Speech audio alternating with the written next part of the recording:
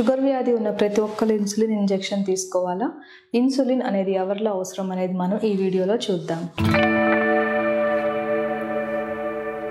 Hi, నేను doctor Deepti Kareddy, immense clinics నుండి. Diabetes 3 రకాలు: type 1 diabetes, type 2 diabetes, gestational diabetes.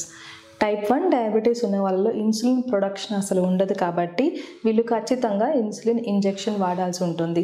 30 సంవత్సరాల లోపు మరియు చిన్నపిల్లల్లో ఎక్కువగా మనం టైప్ 1 డయాబెటీస్ గమనిస్తూ ఉంటాము. టైప్ 2 డయాబెటీస్ ఉన్న వాళ్ళలో ఇన్సులిన్ రెసిస్టెన్స్, ఇన్సులిన్ డెఫిషియన్సీ మరియు హెపాటిక్ గ్లూకోజ్ ప్రొడక్షన్ అనేది ఎక్కువగా ఉంటుంది.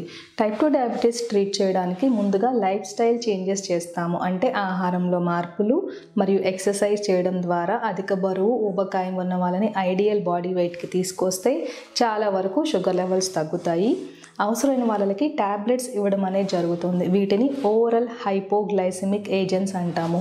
ఇందులో మెట్ఫార్మిన్, గ్లిమిప్రైడ్, డపాగ్లిఫోజిన్, సిటాగ్లిప్టిన్, విల్డాగ్లిప్టిన్, పయోగ్లిటజోన్ ఇటువంటి చాలా ట్యాబ్లెట్స్ మనం ఉపయోగించి షుగర్ లెవెల్స్ని కంట్రోల్ చేయవచ్చు. టైప్ 2 డయాబెటీస్ ఉన్న వాళ్ళల్లో కొన్ని సంవత్సరాల తర్వాత ప్యాంక్రియాస్లో ఉన్న బీటా సెల్స్ నుండి ఇన్సులిన్ ప్రొడక్షన్ తగ్గిపోతుంది కాబట్టి వీళ్ళలో ఇన్సులిన్ డెఫిషియన్సీ వస్తుంది. అంటే అవసరమైన ఇన్సులిన్ బాడీలో తయారవ్వదు. వీళ్ళలో ఎన్ని ట్యాబ్లెట్స్ ఉపయోగించినా మనం ఎప్పుడు షుగర్ లెవెల్స్ అనేది ఎక్కువగా ఉండడం అనేది గమనిస్తూ ఉంటాము. ఇలా షుగర్ లెవెల్స్ పెరిగిపోవడం వల్ల మనం డయాబెటిక్ పేషెంట్స్లో కాంప్లికేషన్స్ ఆఫ్ డయాబెటీస్ అంటే కంటి చూపు తగ్గిపోవడం, కిడ్నీలు పాడైపోవడం, అధికాల మంటలు, గుండె జబ్బులు, పక్షవాతం వంటివి కూడా వచ్చే అవకాశాలు పెరిగిపోతాయి. కాబట్టి OHA ఫెయిల్యూర్ అంటే ట్యాబ్లెట్స్ వాడినా కూడా షుగర్ లెవెల్స్ కంట్రోల్ అవ్వకపోతే ఇన్సులిన్ ఇవ్వవలసిన అవసరం ఉంటుంది.